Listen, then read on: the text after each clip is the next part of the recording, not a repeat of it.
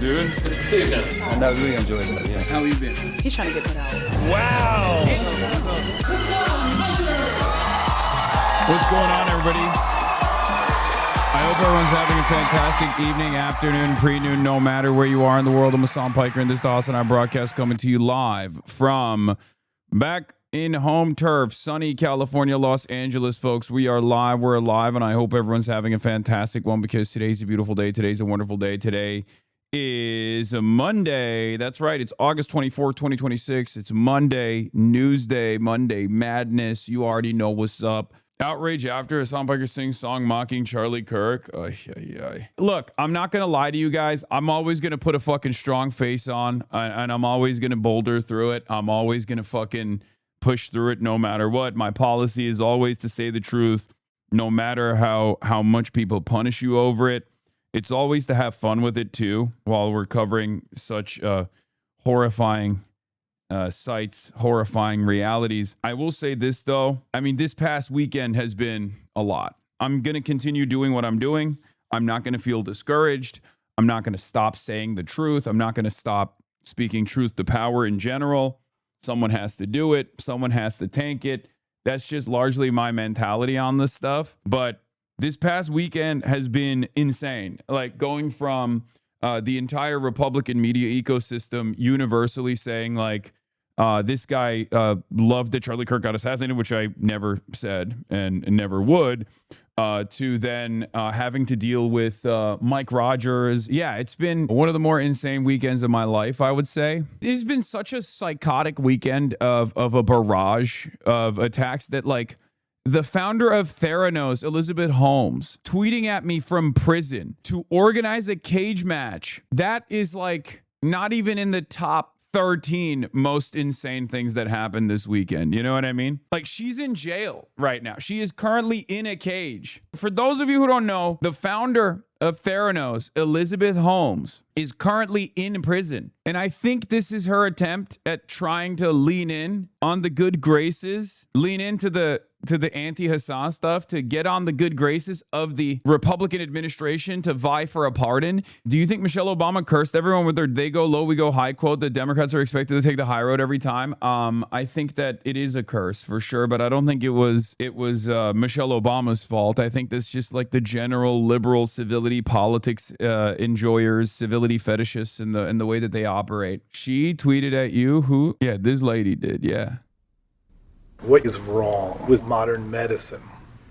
People don't even know that they have a basic human right to be able to get access to information about themselves and their own bodies that can change their lives. Every person should have the ability to get that type of test, because if you She's fucking terrifying, bro. Yo, someone said AI. Dog, this is from 2015. This is before generative AI became a thing. But yeah, no, I think she's going to kill me. Anyway, this is yet another Laura Loomer style, Jigsaw style, psychotic person that wants to kill me. It is what it is. Get in line. Get in line. This weekend has been quite eventful and so insane that I'm not the only one that is victim to a cancellation campaign. They're now canceling you guys. They're canceling chat. Hasan Piker fans boo Piker after he says America does not deserve 9/11. That's right. They're not just yelling at me. Remember when I said they're after you? I'm just in the way. Well, that's where we're at. But yeah, here it is. America does not deserve 9/11. That's my new thing. I can't believe that they're now like clip chimping a comedy podcast live performance. We're not allowed to make jokes, man. We're not allowed. It's crazy. Guys, I'm going to say this one more time. Legalize comedy. Okay, that's it. We're legalizing comedy. We're making comedy legal again. I don't even know. I hate this shit so much. I think I'm just going to refuse to address things like this going forward. I don't know. I don't know what else to do about it. I genuinely don't know, because it's just like a barrage of nonsense all the time. Just an unlimited sea of anger, lies, smears. None of these people give a shit. And I think ultimately, the worst thing I could possibly do is just constantly address the billions of dollars of earned media smears that I have received so far. It's fucking insane. You love the attention. I want to kill myself. No, I don't. I don't love this attention. What the fuck are you talking about? What are you, insane? It's insane that they're literally taking a clip where you're combating anti-Semitism and framing it as you're promoting it. That's just a disgusting inversion, and I cannot imagine how frustrating it is. I know, we're going to be talking about that in a little bit. Oh my God. It's crazy because on the right, you have like neo-Nazis that are sig heiling and talking about actually like doing harm to all Jewish people, all Muslim people. And then those guys are straight up actively involved with like the Mike Rogers campaign, and the media is coming after a dude explaining the dangers of rising anti-Semitism and then falsely claiming that dude, me, I'm actually the one fomenting violence against Jews. It's fucking insane. It's upside down world. I fucking hate it. I hate it so goddamn much. The official Mike Rogers campaign outreach team is full of neo-Nazis who participate in group chats that praise Hitler and call for Jews to be sent to North Korea. You won't hear about this because Mike Rogers supports Israel, so the media will lie about Hasan instead. That's what's so fucking nuts about it. It's making me go crazy because it's like there's nothing ABDUL El-SAYED can do in this situation at all, because all of the fucking attack ads are literally just like, he is an Islamist jihadist who wants to implement Sharia laws and make sure that every woman at gunpoint is covered in a burqa. That's it. They're just flooding the market with ads like that. It's fucking insane. Yeah, and then concessions to Fox News' framing as well is completely psychotic. And it's also Democrats that are doing it too. Like, it's Democrats that are linked up on this campaign. I don't want to talk about it in general because it's such a waste of time, but also at the same time, it's a multi-million dollar,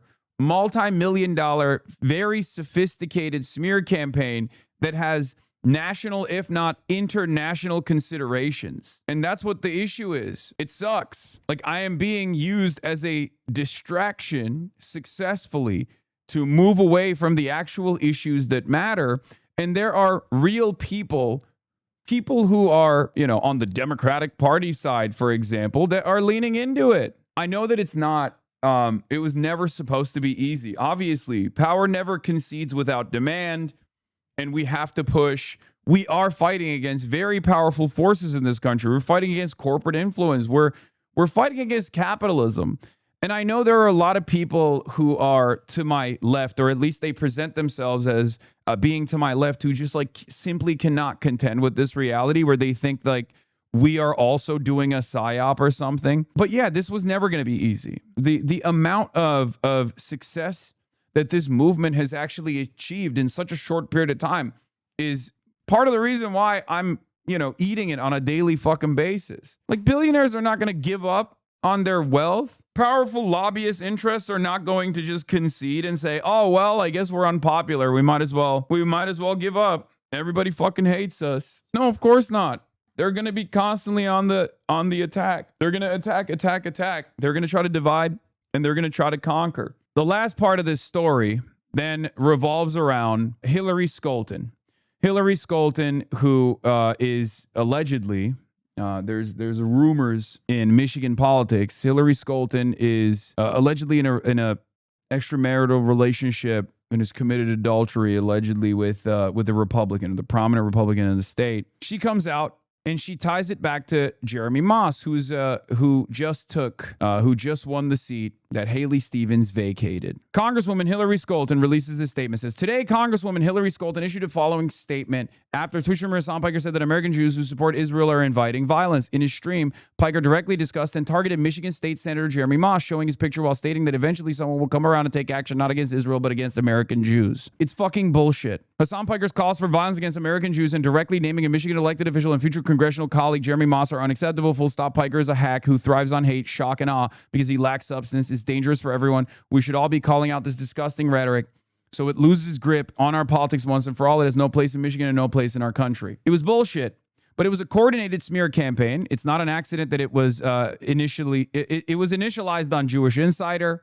Again, the propaganda mouthpiece for AIPAC, not dissimilar to Mallory McMorrow's exclusive interview initially. But I reacted to it. I said, if I was an Israel First Congresswoman with a possible cheating scandal with a Republican in the state, I wouldn't spend so much time vying for the spotlight by actively defaming a prominent anti-Zionist voice to harm the Dem Senate majority chances over a 90-10 issue. Democratic Congresswoman Hillary Scholten amplifies Hasan Piker, calling her an Israel First Congresswoman with possible cheating scandal with a Republican, and does not deny the claim.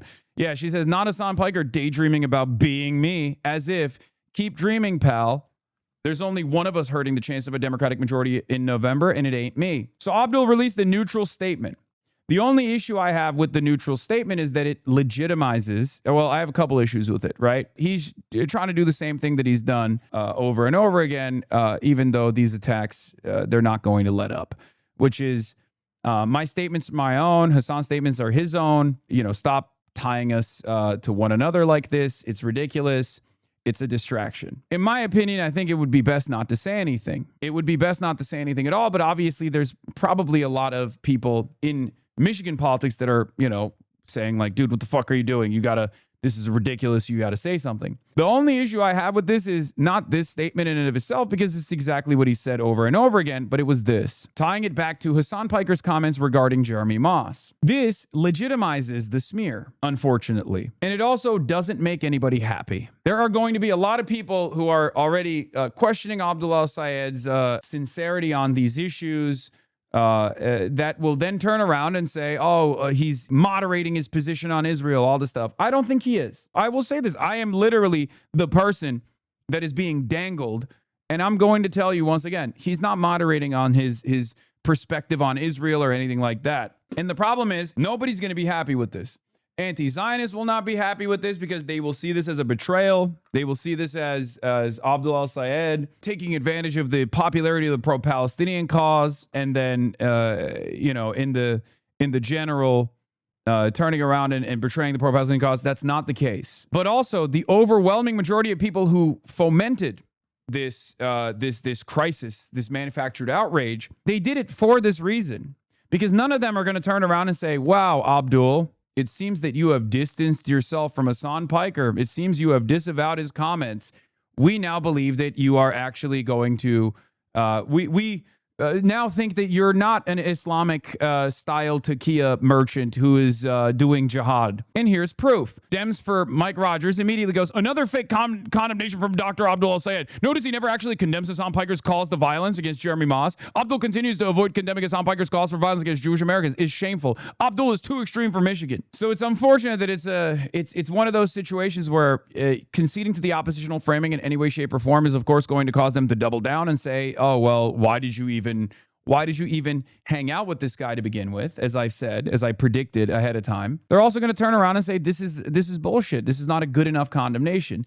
And then they're going to demand further and further condemnations. But this is a damned if you do, damned if you don't situation that he's found himself in. AIPAC is gloating over the Abdul statement. Yep, see, here you go. He knows this as well. He, understandably, does not want to have a conversation about whatever new media concocted manufactured crisis is, manufactured outrage campaign is. He doesn't want to talk about that. He wants to talk about what he's going to do for Michigan. That's the goal. And the goal of those who are in opposition to Abdul's victory, his imminent victory in November, are going to do everything in their power to continue the conversation around this. So here's the problem. You don't want to have this conversation over and over again, so you have to say something.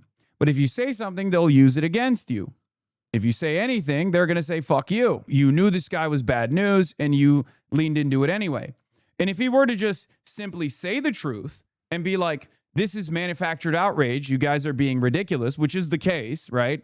This is a dude who is a committed anti-Zionist who fights against all forms of bigotry, myself included. We do the same thing. Then they're going to be like, well, what about this quote? What about that quote? And you can't expect someone who has a short period of time in a contentious media environment to know the context of every single thing that I say, and he can't constantly fucking be in a defensive posture. I described this to you from the start, which is why I said that his reaction to this was very good. His reaction to this has always been very good, which is, look, I deal with people that I don't fully agree with and don't fully subscribe to on a daily basis. This is politics. Politics is about addition, not subtraction, right? It's smart. It's the right way to deal with it, and then deflect back to the issues because they are the ones who are engaging in the deflection. It's not even a deflection to be like, why are we talking about this? Let's talk about the cost of living crisis. We are Charlie Kirk. We carry the flame. We'll fight for the gospel. We'll honor his name. We are Charlie Kirk. His courage on. Together unbroken. We'll make heaven known.